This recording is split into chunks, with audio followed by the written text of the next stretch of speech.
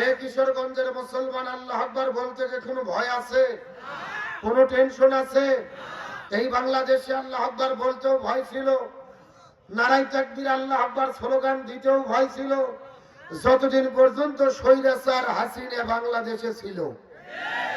আরো জোরে বলেন, আরো জোরে বলেন। এইরকম মাহফিলে হাজার হাজার মানুষের দরকার নেই। 10 জন মানব যদি আপনাদের কোটিপতি থানার সামনে গিয়ে নারাই তাকবীর আল্লাহ আকবার স্লোগান দিতেন, কিছুক্ষণ পরে চতুর্দিক থেকে পুলিশ এসে গোলাগুলি শুরু করত। আর এইরকম যদি মাহফিল করতে চাইতেন, ডিসি অফিস, এসপি অফিস, এলাকার ছুটকে ফাটকে তেল তেলা গোয়েন্দার নেতার বাড়ি ঘুরতে ঘুরতে অন্তত 6 জোড়া করে জুতো ক্ষয় হতো। আরো জোরে বলেন।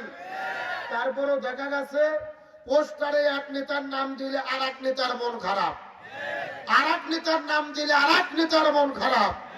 ওদের নিজেদের মধ্যে কুকুরের মতো কামড়া কামড়ির কারণে এই বাংলাদেশের শত শত কোরআনের মাহফিল বন্ধ হয়ে গেছে। যে আল্লাহ তাআলা নতুন স্বাধীন একটি দেশ দান করলেন, আমাদের বাক স্বাধীনতা ফিরে দিলেন, ওই আল্লাহর প্রতি আমরা খুশি না বেজার? চিৎকার করে বলতেছে আল্লাহু আকবার। ওই স্বৈরাচার হাসিনা ভারত থেকে বাংলাদেশ এসেছিল, ভারতের এজেন্ট হয়ে বাংলাদেশ থেকে ইসলাম এবং মুসলমানদেরকে শেষ করে দেওয়ার জন্য। তার ধারাবাহিকতায় আমরা দেখেছি গত 16 বছরে শিক্ষা ব্যবস্থার মধ্য থেকে কোরআন হাদিসের শিক্ষাকে বাদ দিয়ে কেটে দিয়ে তারা ঢুকিয়ে দিয়েছিল বান্দরের শিক্ষা। হাজার হাজার আলেমদেরকে জেলের মধ্যে বন্দী করেছিল, দাড়ি টুপিওয়ালাদেরকে ধরে ধরে জঙ্গি নাটক করেছিল। এমনকি যখন তাদের ক্ষমতার চেন নড়বড়ে হয়ে গেল, ওই ভারতের ইশারায় তারা চিন্তা করে দেখলো বাংলাদেশে ইসলামপন্থীদের মতো যত দল আছে সবচাইতে শক্তিশালী দল হলো বাংলাদেশ জামাত ইসলামী। 1 তারিখে তারা জামাত ইসলামকে নিষিদ্ধ করলো, আর 5 তারিখে ছিঁড়া জুতো ছিঁড়া শাড়ি পরে মামু বাড়ি দিল্লি পালাতে বাধ্য হলো। ওই দিল্লি থেকে আমেরিকা যেতে চেয়েছে, ভিসা পায়নি। লন্ডনে যেতে চেয়েছে, ভিসা পায়নি। কানাডা যেতে চেয়েছে, ভিসা পায়নি।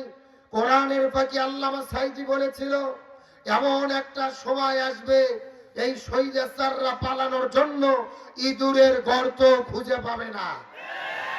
আল্লামা সাইদি যে বক্তব্য দিয়ে বিদায় নিয়ে চলে গেছে, বর্তমানে স্বৈরাচারদের সঙ্গে আল্লামা সাইদির বক্তব্য 100% মিলে যাচ্ছে। আরো জনগণ কথা ঠিক কিনা? কিন্তু স্বৈরাচার পালিয়ে গেলেও তার ষড়যন্ত্র কিন্তু বন্ধ হয়নি। ওই ভারতের দিল্লিতে বসে বসে নরেন্দ্র মোদীর মাধ্যমে ষড়যন্ত্র করতেছে। ভারতের ঘুম হারাম হয়ে গেছে। স্বৈরাচার হাসিনা পালিয়ে গিয়ে মনে হচ্ছে হাসিনার যতটা না ক্ষতি হয়েছে তার চেয়ে বেশি ক্ষতি হয়েছে ভারতের। এ কথা কোন টাকা? তাদের বাংলাদেশে আধিপত্য হাতছাড়া হয়ে গেছে। একের পরে এক তারা বাংলাদেশে ষড়যন্ত্র করতেছে। গত 2 দিন আগে আমরা দেখেছি আমাদের বাংলাদেশের হাই কমিশনে হামলা করেছে। দূতাবাসের মধ্যে ভারতের সন্ত্রাসীরা, ইসকনের জঙ্গিরা হামলা করেছে, বাংলাদেশের পতাকায় আগুন ধরিয়ে দিয়েছে।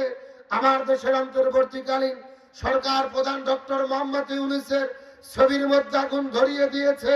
বাংলাদেশের বিরুদ্ধে তাদের মিডিয়া মিথ্যাচার করতেছে। নিঃসন্দেহে বর্তমান অন্তর্বর্তীকালীন সরকারের প্রধান ডক্টর মোহাম্মদ ইউনূসকে সেলুট দেই, সাধুবাদ জানাই। আজকে তিনি বাংলাদেশে যেই ঘটনা ঘটাইলেন, এটা বাংলাদেশে নতুন করে একটা ইতিহাস তৈরি হলো। 1971 সালের পরে 54 বছরে এই বাংলাদেশে যেটা কেউ করতে পারেনি, আজকে ডক্টর মোহাম্মদ ইউনূস তিনি করে দেখিয়ে দিলেন। আজকে সন্ধ্যার দিকে বিকেল বেলা থেকে তিনি মিটিং ডেকেছিলেন। বাংলাদেশের যত রাজনৈতিক দল আছে জাতীয় ঐক্য গঠন করার জন্য। সেই মিটিং এর মধ্যে বিএনপির নেতৃবৃন্দ গিয়েছেন, জামাত ইসলামের নেতৃবৃন্দ গিয়েছেন, অন্যান্য সমস্ত দলের নেতৃবৃন্দ গিয়েছেন। সব দলের নেতাদেরকে নিয়ে ডক্টর মোহাম্মদ ইউনূস মত বিনিময় করেছে। প্রত্যেকটা দল একতাবদ্ধ হয়েছে ওই ভারতের আগ্রাসনের বিরুদ্ধে আমাদের দাঁত ভাঙা জবাব দিতে হবে। একটা কথা ভালো করে বুঝবেন, বিএনপি বিএনপির স্বার্থে কাজ করতে পারে, জামাত জামাতের স্বার্থে কাজ করতে পারে, চরমোনাই চরমোনাইয়ের স্বার্থে কাজ করতে পারে, কিন্তু বাংলাদেশের স্বাধীনতা সার্বভৌমত্ব রক্ষার জন্য আমরা বাংলাদেশের 18 কোটি জনগণ একতাবদ্ধ হতে রাজি আছি। আমরা দেশের স্বাধীনতার সার্বভৌমত্ব ওই ভারতের আগ্রাসনের কাছে আমরা কখনো বিলিয়ে দিতে পারি। এই জন্য ডক্টর মোহাম্মদ ইউনূসকে সেলুট, সাধুবাদ জানাই। তিনি সব দলের নেতাদেরকে এক মঞ্চে আনতে পেরেছে, আলহামদুলিল্লাহ বলেন। জামাত ইসলামের আমির এক পাশে, মাঝখানে ডক্টর মোহাম্মদ ইউনূস, আর এক পাশে বিএনপির নেতৃবৃন্দু, অন্যান্য দলের নেতৃবৃন্দু, সব দলের নেতাদেরকে নিয়ে একটা ভিডিও করেছে, ছবি তুলে সোশ্যাল মিডিয়াতে এসেছে। এই একটা ছবির মাধ্যমে ওই ভারতে নরেন্দ্র মোদীর কাছে যেই বার্তা গেছে, আমার মনে হচ্ছে ওদের ঘুম হারাম হয়ে গেছে। এ কথা কন না কে? তার কারণ হলো একতাই শক্তি, একতাই বল। বাংলাদেশের ইমানদার মুসলমান আমরা যদি একতাবদ্ধ থাকতে পারি, ওই ভারতের নেন্টি দাদারা আমাদের বিন্দু মাত্র ক্ষতি করতে পারবে না। এদের কত সাহস! আমাদের দূতাবাসে হামলা করে ভাঙচুর করেছে, বাংলাদেশের পতাকায় আগুন জ্বালিয়ে দিয়েছে, ডক্টর মোহাম্মদ ইউনূসের ছবির মধ্যে আগুন ধরিয়ে দিয়েছে। এই জন্য একটা কথা পরিষ্কার ভাবে বুঝবেন, একজন মনীষী বলেছে, ভারত যার বন্ধু তার শত্রুর প্রয়োজন নাই। এতদিন বলতো ভারত আমাদের বন্ধু দেশ, আসলে ভারত বাংলাদেশের জনগণের বন্ধু না, ওরা ছিল স্বৈরাচার আওয়ামী লীগের বন্ধু। এই কথা কন না কে? ওরা নিজের দেশ বিক্রি করে নরেন্দ্র মোদীর হাতে তুলে দিয়েছে, ট্রানজিট দিয়েছে, রাস্তা দিয়েছে, নদী বন্দর দিয়েছে, সবগুলো তাদের হাতে তুলে দিয়ে তাদের সঙ্গে বন্ধুত্ব করেছে। ভারত এমন বন্ধু যারা শুধু নেয় কিন্তু দেয় না। এই কথা কন না কে? এখন বলেন তো দেখি, এক পক্ষ দিয়ে কি বন্ধুত্ব হয়? ওরা কেমন বন্ধু! বাংলাদেশের চতুর্পাশে তার কাটারে বেড়া দিয়েছে। আপনার বাড়ির পাশে যদি আর একটা এই যে বিএনপির সভাপতির বাড়ি থাকে, আর বিএনপির সভাপতি যদি আপনার বাড়ির সামনে তার কাটা বেড়া যায়, তাহলে কি মনে হলো বন্ধু না শত্রু? এই কথা কর না কে? ওরা বাংলাদেশের চতুর্পাশে তার কাটার বেড়া দিয়ে বলতেছে বন্ধু দেশ না। ওরা বাংলাদেশের প্রত্যেকটা নদী বাঁধ নির্মাণ করেছে, খরার সময় পানি আটকাইয়া দিয়ে আমাদেরকে শুকাইয়া মারে, আর বন্যার সময় পানি ছাড়িয়া দিয়ে আমাদের ডুবাইয়া মারে। এগুলো কি বন্ধুর কাজ না শত্রুর কাজ? তার মানে ভারত যে আমাদের শত্রু, এটা আমরা যত দ্রুত বুঝবো ততই আমাদের জন্য কল্যাণ হবে। আমি আপনাদেরকে পরিষ্কার করে বলি, বর্তমান সরকারকে বলি, আল্লাহ কোরআন বলেছেন, লা তাত্তাখিজুল ইয়াহুদা নাসারা আউলিয়া, ইহুদি খ্রিস্টান বৌদ্ধ নাসারাদেরকে বন্ধু মনে করো না। ওরা কখনো ইমানদারদের বন্ধু হতে পারে না, ওরা হলো ইমানদারদের শত্রু। সুতরাং ওদের বন্ধু মনে করা হলো ইমানের বিপক্ষে কাজ করা। সুতরাং রাসূল বলেছেন হাদিসের ভেতরে, ওই ভারত চতুর্দিকে সৈন্য মোতায়েন করতেছে, বাংলাদেশে আক্রমণ করে বিশৃঙ্খলার পরিকল্পনা করতেছে।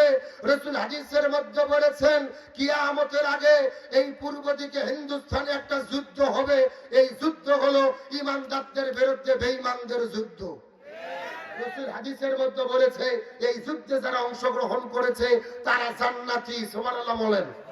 সুতরাং আজকের প্রোগ্রাম থেকে বলি, এই যে 24 জুলাই এবং আগস্টের যে গণ অভ্যুত্থান হলো, আমাদের প্রিয় ভাই আবু সাইদ বন্দুকের গলির কাছে বুক পাতিয়ে দিয়ে চিৎকার করে বলেছিল, আমার মনে দারুণ ঝড়, বুক পেতেছি গুলি কর। একে একে 4টা গুলি খেয়ে শহীদ হয়ে মাটিতে পড়েছে। মুগ্ধ ভাই পানি বিতরণ করতে গিয়ে শহীদ হয়ে মাটির মধ্যে পড়েছে। 1700 ছাত্র জনতাকে গণহত্যা করেছে। এই বাংলার 18 কোটি জনতা রাজপথে নেমে স্বৈরাচার হাসিনাকে তাড়িয়ে দিয়েছে। প্রয়োজনে ভারত যদি ষড়যন্ত্র করে এই বাংলাদেশের মাটি নিয়ে ষড়যন্ত্র করে খেলায় খেলতে চায়, আমার দেশের মাটির উপর আক্রমণ করে, আমরা বাংলাদেশের 18 কোটি জনগণ প্রয়োজনে 24-এর গণ অভ্যুত্থানের মতো আবারও কাপড়ের কাপড় বেঁধে ওই বেঈমানদের বিরুদ্ধে লড়াই এবং সংগ্রাম করব। এই বাংলার জমিনে 1 ইঞ্চি মাটি ওই হিন্দুস্তানের স্বৈরাচারদের কাছে আমরা ছেড়ে দেব না, দেব না, দেব না। কারা কারা যে দুটি হাত আল্লাহকে তুলে দেখান।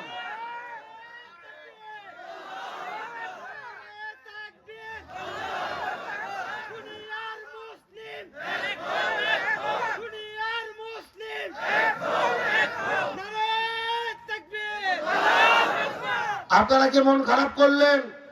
এই দেশের স্বাধীনতার জন্য আমাদের